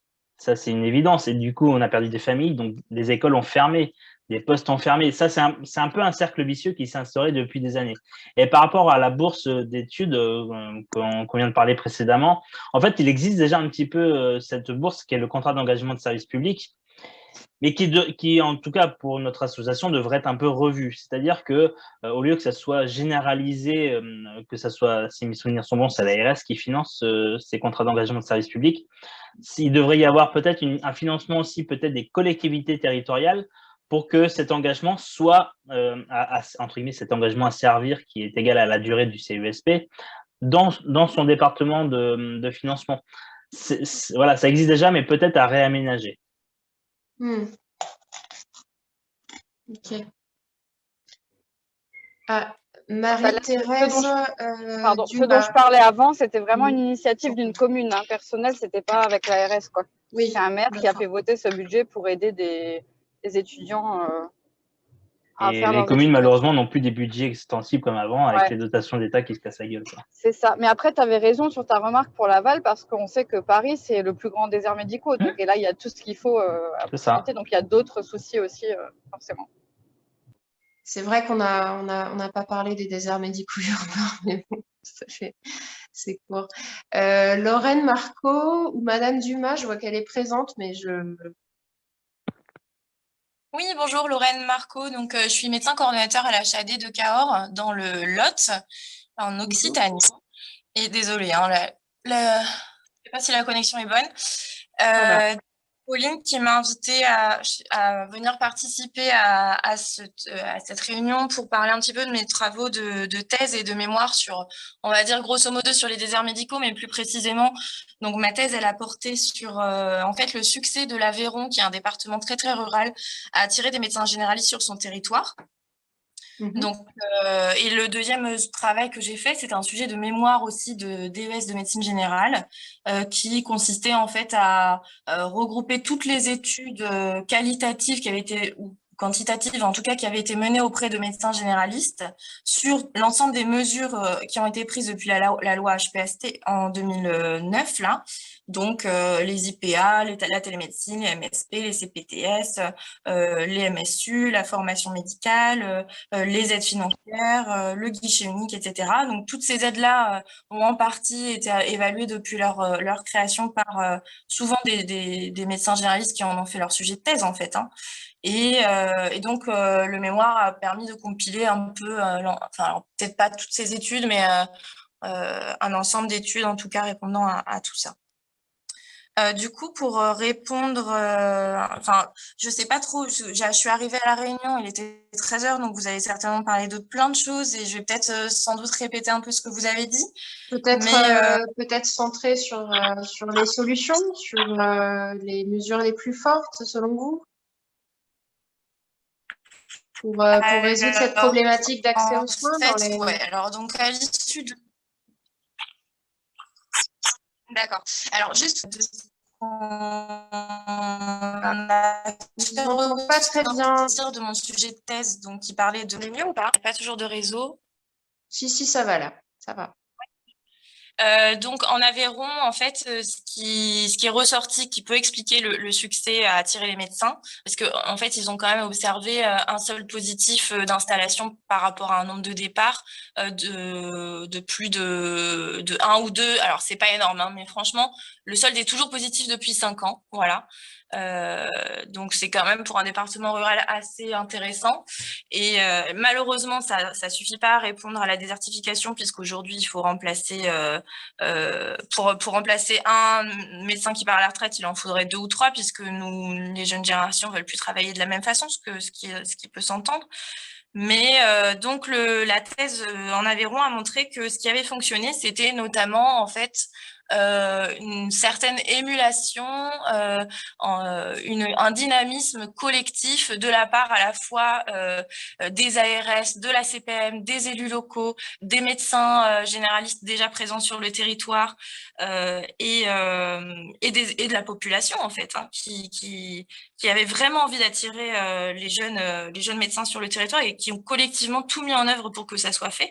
Et tout ça a été porté en fait par le département, par une seule personne au département qui est chargée de communication vraiment dédiée à l'installation et au maintien des généralistes sur le territoire et qui répond à toutes les questions qui sont présentes sur de la problématique de la désertification médicale. Elle n'est pas là juste comme guichet unique pour les aides administratives à l'installation. Elle est là aussi pour rencontrer les médecins généralistes déjà installés et dire voilà, qu'est-ce qu'on peut faire sur votre territoire pour attirer des jeunes médecins. Et ben, il faudrait qu'il y en ait qui deviennent MSU, il faudrait que vous puissiez loger les internes et les remplaçants, parce que ça, c'est une grosse problématique aussi. Mais le MSU, c'est avant tout la première porte d'entrée, en fait, pour un jeune médecin sur le territoire. Alors là, comment les recruter? C'est pareil, on a aussi posé la question à tous ces acteurs qui ont en Aveyron. Ça n'a pas été une chose facile, mais en fait, rencontrer les médecins généralistes très régulièrement, en fait, il faut faire de la communication tout le temps, et pas abandonner, et notamment à travers les FMC, les formations. Ça peut être une bonne solution. Et il y a aussi un site internet, alors je ne sais plus comment elle s'appelle, devenirmsu.com ou quelque chose comme ça, qui montre des vidéos avec des témoignages de médecins généralistes qui sont MSU pour justement diminuer l'appréhension que peuvent avoir les médecins qui seraient sollicités. Voilà, mais les partages d'expérience, ça c'est toujours bienvenu, même si peut-être que parfois le premier échange va pas forcément donner lieu pour un médecin à devenir MSU, mais la répétition de ces échanges peut être intéressante. Et ensuite, donc ouais, des voilà. Solutions finalement très pratiques, quoi, en partant des acteurs de terrain, de volonté commune de travailler ensemble, enfin des choses très pratiques, très pragmatiques. Ça, exactement. Et puis une grosse volonté aussi partagée, ouais, au niveau du territoire, par plein d'acteurs. Donc ça, c'est hyper important qu'il y ait une émulation collective, comme vous dites. C'est ça, voilà. Après, voilà, il y a des territoires qui sont plus ou moins. On va dire qu'on a pu même montrer que géographiquement et historiquement, l'Aveyron était propice à cette émulation collective parce que ça fait partie de leur histoire, en fait. Et ça, malheureusement, c'est pas donné à tous les territoires, mais on pourrait s'en inspirer. Après, ce qui est ressorti de mon mémoire, donc grosso modo, j'avais fait un petit document qui montrait quel dispositif qui avait été engagé était efficace. Donc, en l'occurrence, certaines aides financières, même si on entend dire toujours des jeunes médecins, et moi la première, l'aspect financier, c'est quand même pas notre priorité, mais mine de rien, ça peut quand même aider. Et on va dire que si on hésite entre deux territoires, parfois ça fait la différence. Donc, il faut quand même pas passer à côté de ces aides, et notamment des aides financières qui sont faciles d'accès, qui nécessitent pas tout un travail de dossier à remplir, etc. Des exonérations d'impôts, ça c'est des aides qui ont fait preuve. Le contrat praticien territorial de médecine générale, donc c'est un contrat qui propose aux jeunes médecins qui s'installent un complément de revenus pour justement, s'il avait du mal en fait à se créer sa patientèle. Et avoir des revenus suffisants, et en plus une protection sociale, voilà, donc en cas de grossesse, maternité, etc. Donc ça, c'est aussi des choses que les jeunes médecins attendent. Qu'est-ce qui a fonctionné aussi? L'aide financière à la permanence des soins. Parce que la permanence des soins, c'est aussi quelque chose qui nous freine un peu plus, nous, les jeunes médecins généralistes. Et peut-être que si une aide financière pouvait être proposée dans tous les territoires, mais je pense que c'est le cas. Ça, c'est toujours bienvenu. Ensuite, les initiatives locales, donc guichet unique. Pour le moment, les guichets uniques, ils n'ont pas encore fait leurs preuves, mais globalement, quand on interroge les médecins généralistes. Excusez-moi, est-ce que vous pouvez expliquer pour l'ensemble des auditeurs ce que vous entendez par guichet unique? Peut-être que c'est pas clair moi-même.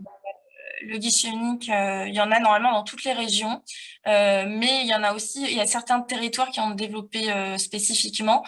C'est en fait une personne qui va être là pour vous orienter sur les démarches administratives à l'installation notamment.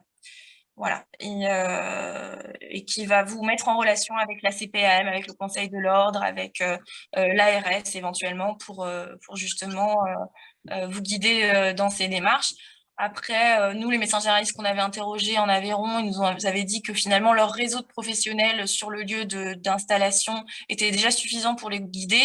La secrétaire médicale faisait pas mal de choses. Donc, bon, c'est pas... Ok. Voilà, ça peut être utile. Je pense que c'est pas forcément nécessaire à tout le monde. Ça va peut-être être utile à aller à 30% des médecins qui s'installent, mais c'est déjà ça en fait. Il faut pas le négliger parce que il y a quand même des médecins qui ont dit sur un territoire, moi si j'avais pas eu ça, je me serais pas installée. Voilà. Tout à fait. Je suis désolée, le temps passe et c'est passionnant de vous écouter les uns et les autres. Monsieur Le Bigot a une petite contrainte horaire, mais peut-être tout le monde en fait. Est-ce que je peux vous repasser la parole à chacun et vous demander, du coup, en termes de propositions, on a déjà un petit peu abordé les choses, quelles seraient vos 3 propositions phares pour faciliter cet accès aux soins dans des zones sous-dotées en professionnels de santé? Quelles propositions les plus fortes vous retiendriez, vous nous soumettez?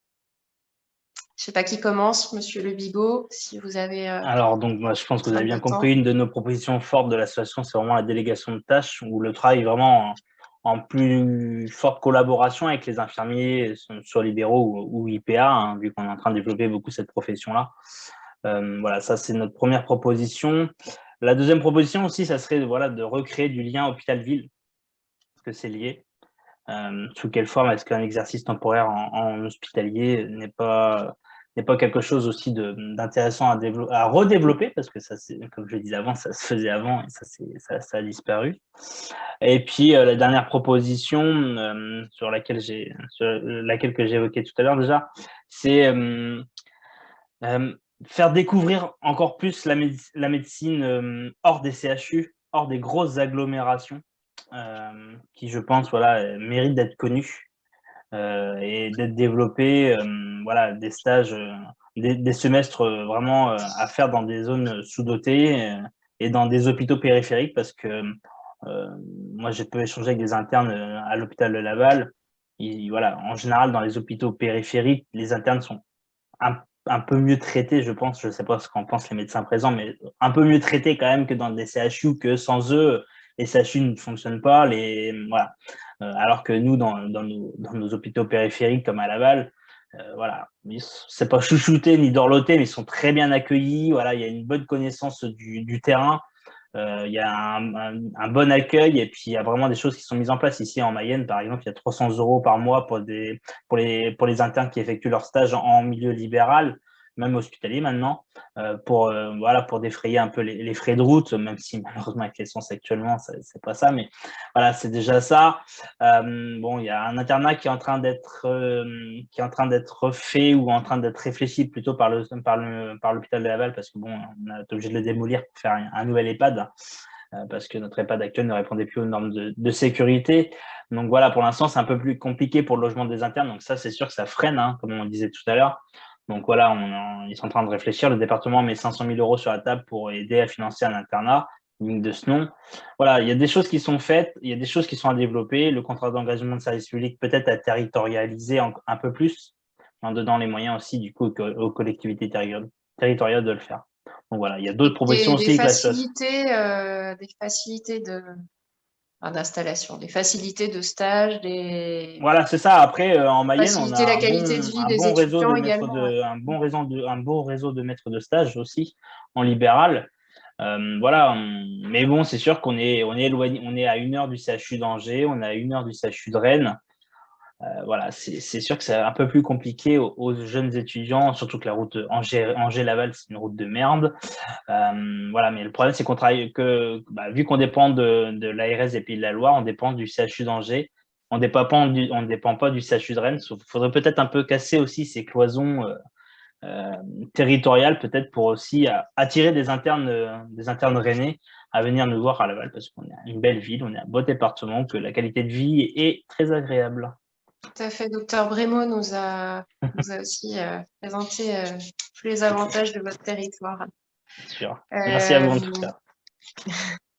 Pauline, vous avez de votre côté 3 propositions.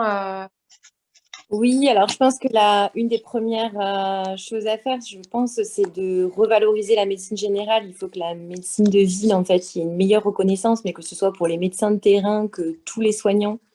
Parce que je pense aux infirmiers libéraux sur le terrain, je pense qu'elles sont vraiment invisibles et très peu reconnues. Et en fait, c'est toute notre force en fait sur le terrain. C'est tout ce maillage, tout ce dynamisme entre territoires, entre professionnels de santé qui doit fonctionner. Et donc, je pense que oui, il faut faire découvrir la médecine générale tôt dans les études, d'essayer d'accueillir le plus possible des internes. Alors, la grosse problématique, comme quelqu'un l'a dit tout à l'heure, c'est le logement.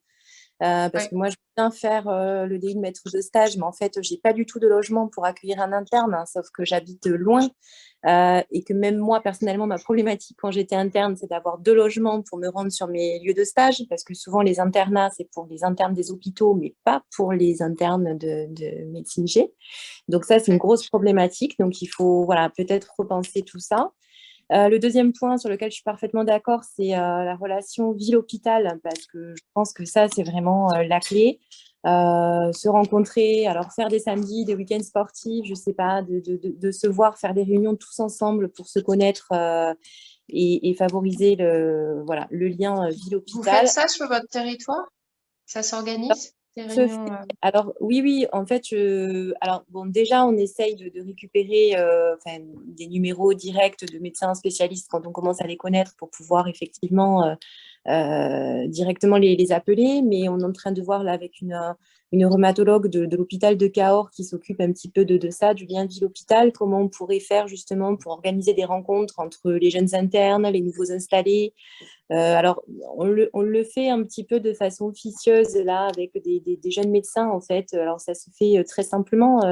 Il y a un couple de médecins dont la femme est médecin à l'hôpital et lui médecin généraliste qui organise chez eux en fait une fois par an une soirée pour les nouveaux installés. Donc, c'est à la bonne franquette en fait. Chaque installé, mais que ce soit kiné, pharmacien, toute profession confondue, est invité à cette soirée-là, apporte un petit truc à manger et en fait, on se rencontre comme ça, en fait, tout simplement.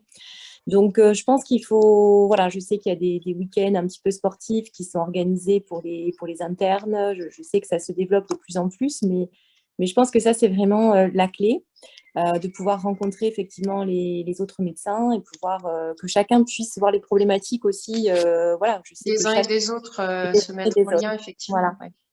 Donc ça, c'est important. La troisième chose, c'est que je pense que pour s'installer, pour bien travailler, il faut vraiment avoir la qualité de vie et la qualité de travail. Moi, je pense que le fait d'avoir un secrétariat, une femme de ménage, tout ça, c'est des choses que je n'ai pas à faire quand je gère mon cabinet. Si jamais je suis toute seule, je n'ai pas envie de faire 1 heure de ménage, de ranger des courriers, de répondre à des appels. Mais tout ça, ça a un prix, la qualité de travail. Et en fait, je trouve qu'en libéral, on a juste des charges qui sont écrasantes à l'heure actuelle. Et on ne s'en sort pas. On ne s'en sort pas parce qu'une consultation cotée à 25 €, il faut savoir, grosso modo, quand on a enlevé toutes les charges, qu'en fait, on a à peu près 12 € qui nous reviennent dans la poche.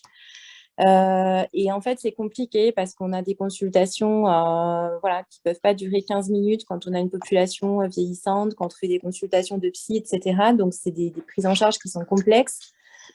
Et si effectivement on vient à faire des délégations de tâches et que les IPA effectivement fassent des renouvellements d'ordonnances simples, sinon on doit gérer des cas complexes à 25 €, ça va être très compliqué. Voilà.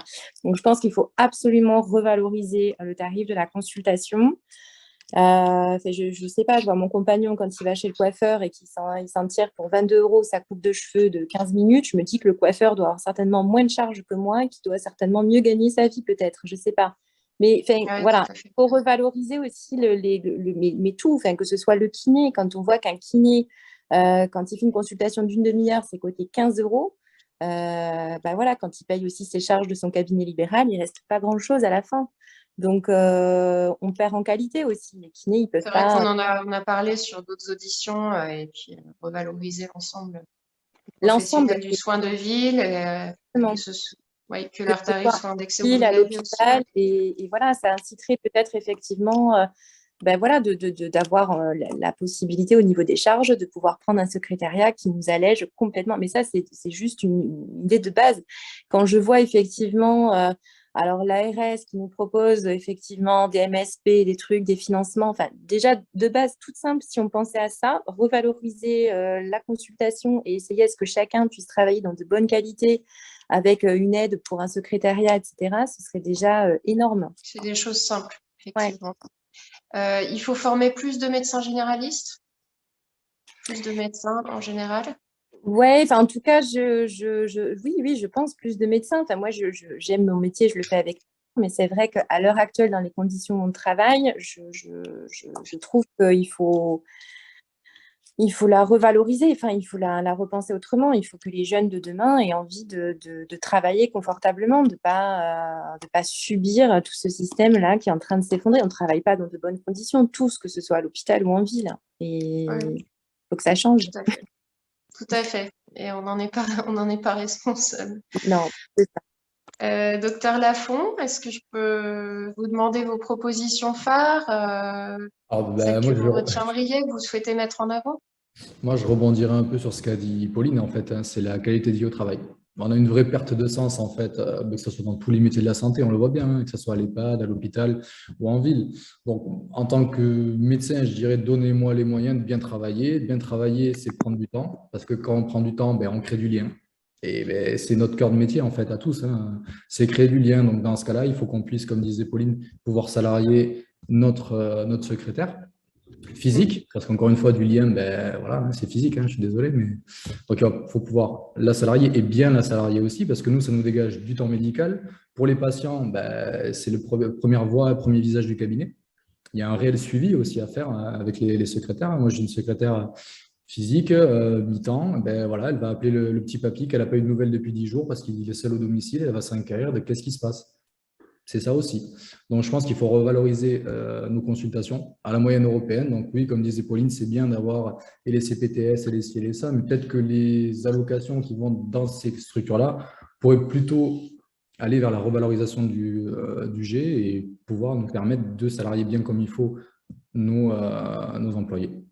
Voilà, donc ça, c'est vraiment phare. Et après, moi, j'aimerais bien qu'on décloisonne un peu, parce que moi, j'ai l'exemple de la Nouvelle-Aquitaine où l'ARS, oui, effectivement, elle fait Aquitaine, Poitou, Limousin, donc c'est gigantesque comme territoire. Donc, ils ne peuvent pas être partout et mettre des médecins aussi, des infirmiers dans l'ARS, des gens qui connaissent, en fait. Partir de la base, pas partir de. Enfin, voilà, si on schématise, partir de la base de la pyramide et pas d'en haut, quoi, pour que les infos remontent. C'est des choses qu'on a déjà évoquées, effectivement. Plus horizontal avec que les vertical, ouais. professionnels de terrain, ouais. Ouais, je ne sais pas s'il y a des questions, des personnes qui voudraient ajouter des remarques. Ah oui, il y avait une question par rapport au fait que une fois que les aides sont terminées après quelques années, est-ce que ça ne va pas entraîner une fuite des… Créer un effet d'aubaine. Du coup, Voilà. c'est peut-être pour ça que les aides, c'est bien, mais rémunérer mieux, c'est mieux. Parce que les aides, c'est pas forcément pérenne. Alors qu'une bonne rémunération, ça permet d'avoir quelque chose, une vision à long terme et pas encore une fois quelque chose à court terme. Et après, derrière, on ne regarde pas trop, quoi. On a un effet d'annonce, on a quelque chose dans l'urgence, mais derrière, il n'y a rien. Donc, ce qu'il faudrait faire, je pense, c'est traiter l'urgence, c'est une chose, mais anticiper aussi, agir et pas réagir. C'est comme la question des primes avec la prime Covid qu'on a pu avoir dans les hôpitaux. 40% des salariés ont pu avoir et puis derrière, on a des rémunérations de merde, quoi. Oui, tout à fait, ouais. Tout à fait. Est-ce que les uns et les autres, vous avez des choses à rajouter? Bon, c'est un sujet très vaste qui est passionnant. Moi, j'aurais encore eu des questions à vous poser, mais je pense qu'à un moment, peut-être stopper. Peut-être une ou deux questions. Est-ce que vous pensez que la place du numérique, la place de les technologies du numérique peuvent apporter? Est-ce que vous-même, vous avez parlé de développer les réseaux autour de vous de manière, je dirais, informelle? Est-ce que vous avez accès à des outils pour un petit peu avoir l'information sur qui travaille où, ou est-ce que ça se fait plus de manière informelle? Est-ce que vous voulez réagir sur ces questions? Le numérique, ça peut être bien, c'est un outil, c'est pas une solution. Je pense qu'une relation de soins, et j'en suis persuadé, une relation de soins, c'est d'humain à humain. Ouais. On a tous fait ce métier-là parce que je pense qu'on aime prendre soin de l'autre et voilà, on est humain avant toute chose.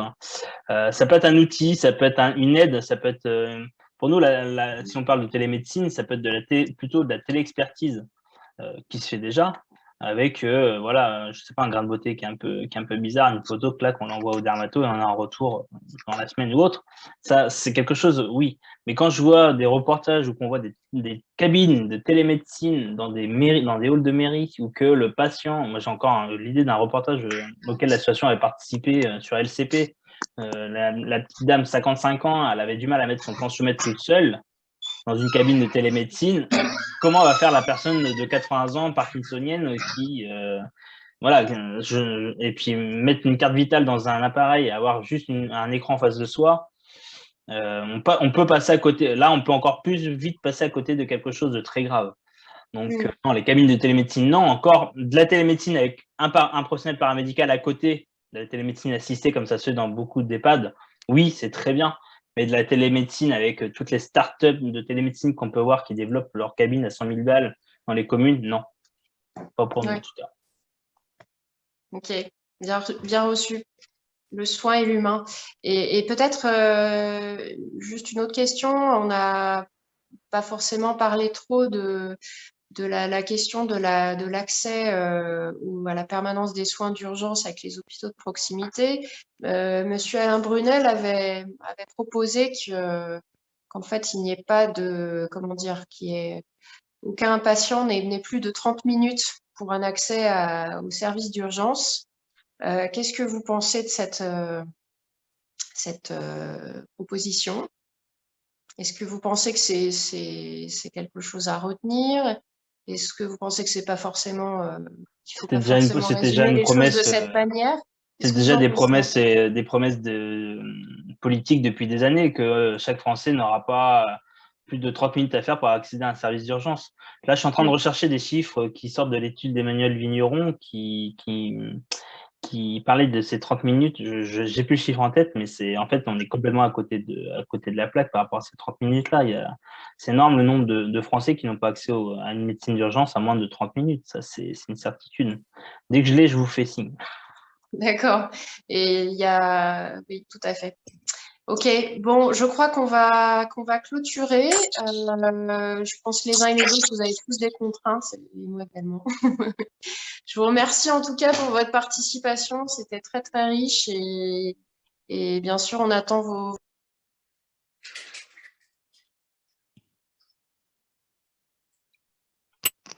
Merci à tous, c'était très, très enrichissant. Bonne journée à tous, bon courage. Merci pour tout. Bonne journée. Bonne journée.